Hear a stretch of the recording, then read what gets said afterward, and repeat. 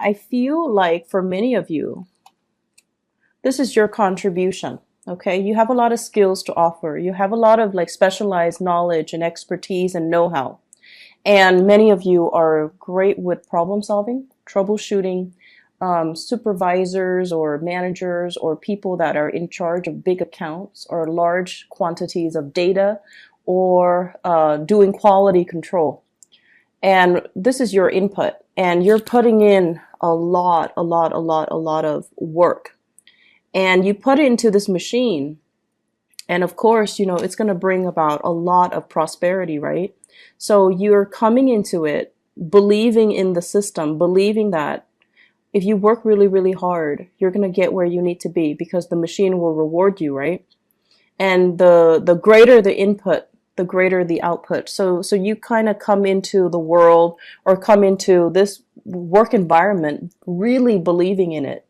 And then you kind of feed into it. But then along the way, you kind of encounter the opposite scenarios where people that don't have very much, they don't come with all the skills and all the expertise and all the educational background and all the life experiences or even the work experiences. They come in very, very subpar and just underwhelming. And they're also feeding into the machine. And they're also getting a lot of prosperity back at them. So is that really fair? I don't think that it is. And especially, in your predicament, I really don't feel that it is. And you don't feel that it's fair. But yet you're encountering situations in your work environment and in your professional life where people that have, an underwhelming amount of skills, they're being treated the same way that you are treated, where you spent many, many years cultivating and honing in on and perfecting your craft.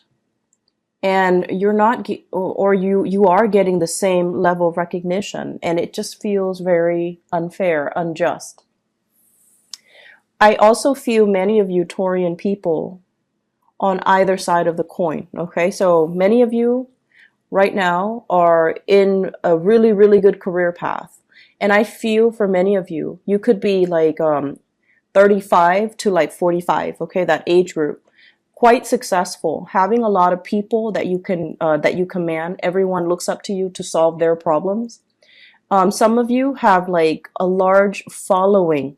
So that means you have a lot of people that are working under you and they're doing the dirty work for you. So you're commanding them and they're doing the dirty work for you.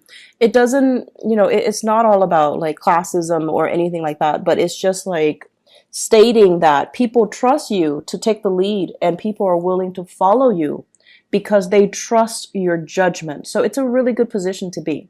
Some of you are in leadership positions as well, leaders amongst children, among the next generation, amongst people in politics as well. So it basically means that, you're in the public eye, you're under a lot of scrutiny, and you pass the test mainly because you don't have a single blemish in your background. And then as a result of that, I feel like you're also feeding into this, building up your professional life, building up your networks, building up your connection. And I feel like you're already at that apex. And there is this sense, for those of you who are dealing with, there's this sense of like, I can just coast. I can just, put in very, very little amount of work. But, even then, you are perfectionistic, so you're not going to be underselling yourself. But I feel it's almost like I can coast. I know everything there is to know. I can come to work without ever being stumped by questions. And so you feel almost as like, it gets to that point where it's like, what else is out there? Should I explore new horizons? I want to, but I might be stuck with a specific skill set that are not transferable to other industries. So where can I go? Where can I apply my skills? Where can I go so that I don't have to start at the bottom of the totem pole, but, rely on the skills that I already have under my belt and kind of expand upon it. Many of you are seriously thinking about a change in your geographical location. Where do I want to settle down? Where do I want to buy property? Where do I want to have children? Where do I want to raise children? Do I want to be here or overseas? So there are a lot of issues that are coming through more on the long-term ideological front. Do I want to settle here or do I want to move somewhere else? And I feel a lot of foreign energy, such as, with the Wheel of Fortune, this deals more on the global scale. Am I happy staying in this country or should I make a move elsewhere? And I also feel as well, all my skills or all of my work experience is in one country. Is it transferable or translatable into another work environment or into working in another country? So for example, some of you might have a lot of schooling and a lot of educational background in one country. So for example, you have even, I want to say let's say an MBA in one country, or you have a doctorate degree in one country. And if you were to move, those degrees are not transferable. And so you find yourself kind of stuck, right? You don't want to start over, but at the same time, it's really difficult for you to make that move, that transition, when the degrees themselves are not recognized in the new country. And then many of you want to change. I'm hearing change jurisdiction. Like you might have a license in one state and you want to practice in another state, but you have to redo that process. You have to get the license in the new state. So all of these things are coming up for reexamination. And I see a lot of people in institutional roles, like working in some type of either a federal agency or academic institutions, medical institutions, things that are accredited, things that require licensing, things that require it's not a walk in the park to get yourself in the door, to get your foot in the door. So if you were to leave it and start over, it can feel very daunting, and it can also feel like you have to start from scratch. But there are new opportunities that are coming in on the horizon right now, and I feel it's converging. It's like it's coming in for you. And some of you might have an offer on the table to switch agency, to switch into a new position, to switch into something a little bit different. And I feel like you're definitely emotionally drawn to that decision, to that offer. But it might not pay as much as you're hoping. It might not pay what you feel would be enough to support your standard of living. So it's a big trade-off here, but I feel like you're looking for something new. The status quo is okay. It looks great. You have a lot of respect. People really love and admire you in the work environment. They admire your work ethics. But I do sense that you've been here a little bit too long, and you're just like, I'm growing roots. I'm gathering moss. And so shifting, changing gears, moving would be the ideal circumstance. And there's a sense of wanderlust, again, like wanting something a little bit more exotic, wanting something a little bit different, okay? So that's coming into the picture. The rest of this spread, what it talks about overall is it deals heavily with, I keep seeing this for you guys as well.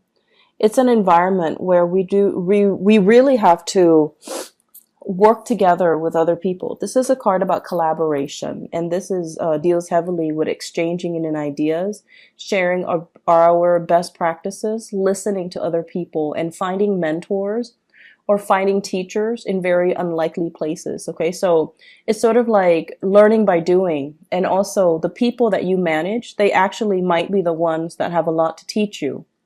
So whereas you're hoping to learn from your supervisors, your manager, your higher ups, but in fact, because of this collaborative card, it deals heavily with learning from unlikely sources. It's like messengers come in all shapes and forms. So you might have an underling that's, like an intern that's just starting out. You're managing his or her work, and they're teaching you a lot of things. They're the ones that are bringing new ideas into the picture.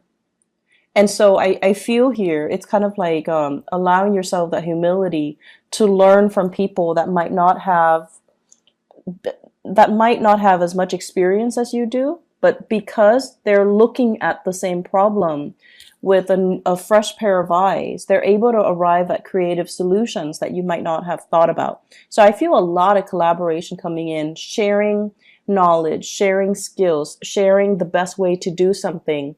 And I feel as if this process alone, it's sort of like, it's a really good process overall.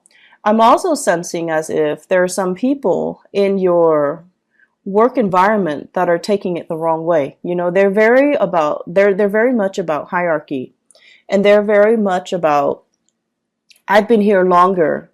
You need to listen to me. This is a new person. They don't really have the skills and the expertise. They should not be able to tell us what to do, or they should not be able to, you know, I want to say, they should not have a say in the direction of the company because they haven't been around. So there are conflicting messages here regarding people that might have been in the field for a really long time, but they have no idea what they're doing, or they're so entrenched in it, it's hard for them to shift gears, and it's hard for them to think creatively. Okay, we all know those types. And then there are people that are brand new, that are very innovative, but no one's really giving them the time of day. So it is up to you to really try to shape young minds. Some of you might be teachers, shaping young minds. It might be up to you to, you know, provide the creative framework so that you can allow these new people to explore, and allow these new people like some type of hands-on approaches so that they can learn by doing, and that they can, you know, improve their problem-solving skills. So don't listen to the people that are like, I've been around, I know exactly what I'm doing, but they're not really, you know, pulling their weight, or they're so entrenched in one way of doing things that they're not able to switch gears, think creatively, solve problems through a new, fresh pair of eyes, or, you know, adopt new technology even. So success is only on the surface. You have to really delve deep to really, you know, understand what people are dealing with and how they perceive their work, okay? Because success is only skin deep. So aside from that, the other messages that I'm getting in the picture here, it feels to me as if many of you are thinking about, once again, change in location. And you might, you know, want to stay in the same job, but really, really thinking about like saving up, planning, plotting to kind of leave the nest. Some of you might be living with parents, and the housing environment looks a little bit crowded. The work that's cut out, it's sort of like, I have a space, you know, I don't have to pay rent, or I'm paying very minimal rent, and I'm not doing all the chores. The chores are divided between all the people in the household, possibly with family. And so it just feels as if it's very comfortable. You know, it's like, it's not a lot of work because it's spread out across many people. But you're at a point where you do want to grow, and you do want to be able to be independent. So many of you are at this place. It's a catch-22. On the one hand, it's so comfortable, and, you know, rent is cheap. But on the other hand, it's like, I really want to have my own space. So I see many of you plotting and planning in that regards. And I'm also seeing many of you, the house situation, you might have been thinking about like repairs and things like that. Like, this is a card about marriage, and it's also like the physical dwelling, okay? When it's in the reverse, I usually think of like putting a lot of money into a relationship, putting a lot of money into housing repairs. And you might have come out since the beginning of the year, since January, fixing something, cleaning up something, cleaning up the gutters, cleaning up the drain, doing a lot of fixer-upper types of projects as it relates to this housing situation. And now you're like, is it really worth it? Can we just sell the house as is and then move on? But you're still biding your time, and everything that you do, you are taking very careful and methodical steps. So I feel like some of you are at that point where you're like, Maybe we should just sell it, or maybe we should, change location and just rent somewhere else. Maybe we should change into another city. Maybe we should, leave the nest and create our own nest for those of you who are newlyweds or who are thinking, who are in significant relationships and you're thinking about having children. So that's an element coming in as well. Career looks really, really good. I feel like for many of you, you're very established in your career and you're watching this.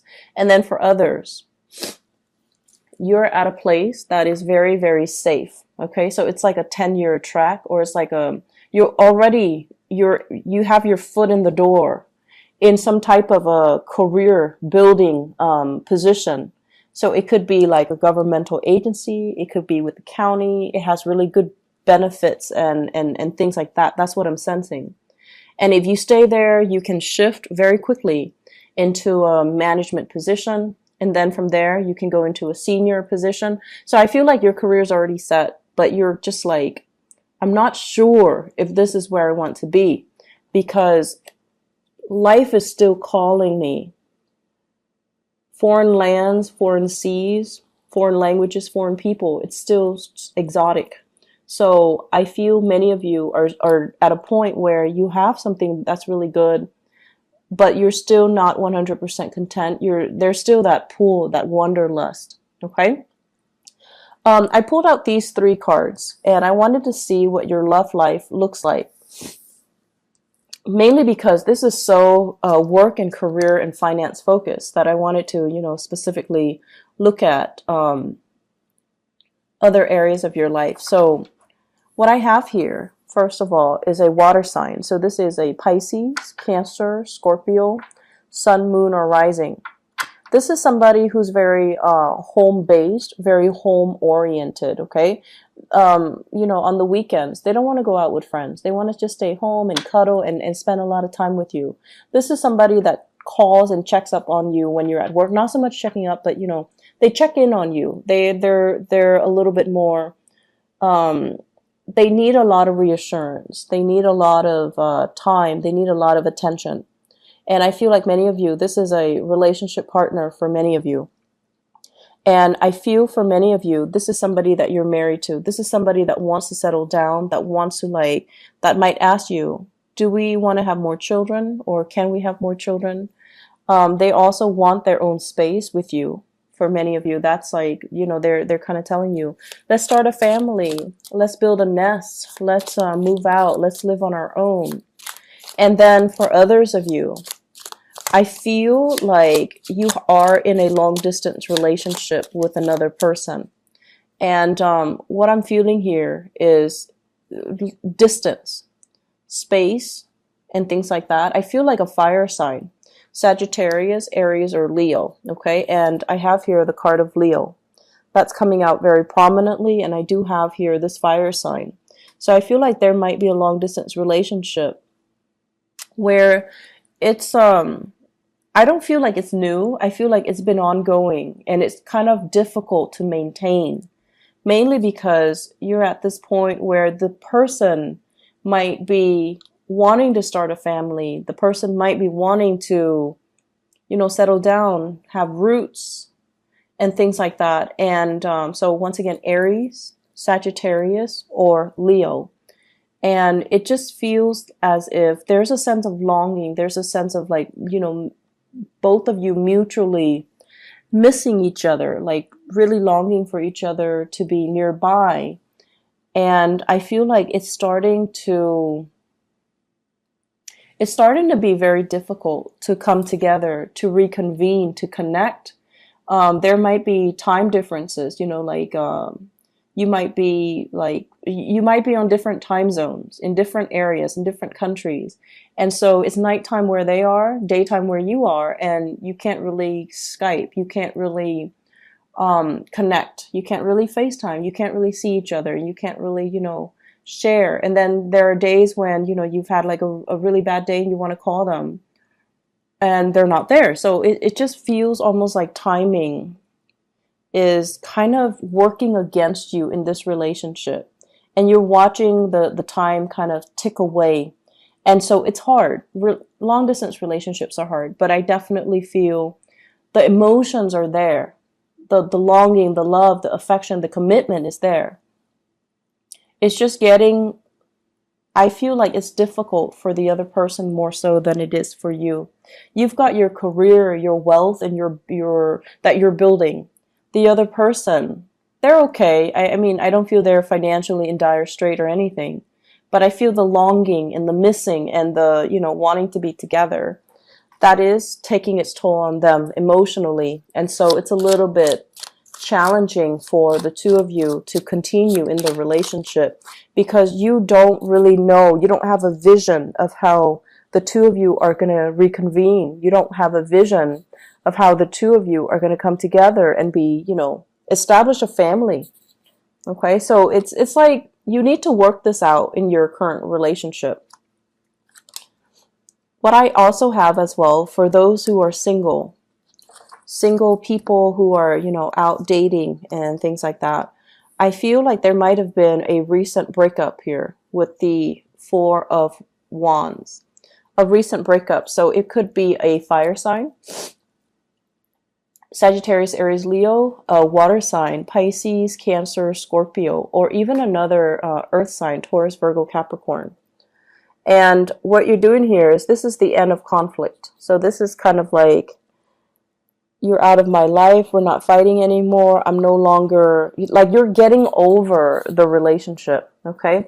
And I feel for many of you, it was a significant relationship where you might have shared space with each other at one point. You might have shared housing. You might have lived together even at one point. I feel like somebody moved out and there is a sense of longing, missing somebody, but you're kind of like, I'm kind of over it. I'm not going to succumb to the temptation to reconnect and to reach out. For many of you, if you're dealing with a water sign, Pisces, Cancer, Scorpio, they are reaching out to you. They're reaching out, and there's an apology that I'm feeling here. And you're kind of turning the other way, and it's kind of like signaling to me the end of conflict. No more fighting, no more internal struggle, no more external struggle. And taking new opportunities, okay? Singles, it's a really good time for you to make the most of your birthday time. Birthday time is what we call like the solar return, when you have a lot of luck and prosperity on your side. So you want to make the most of it and, tell yourself out with the old, in with the new, so that you can invite new energies into your life, okay? It's going to be a really, really good month. I feel many of you are getting over breakups. And I see many of you are kind of like trying to solidify a relationship as well. You still are trying to figure out the direction, like what's going to happen? How are we going to come together? So it's still not there yet, but I feel like it can get there. Just give it a little bit more time.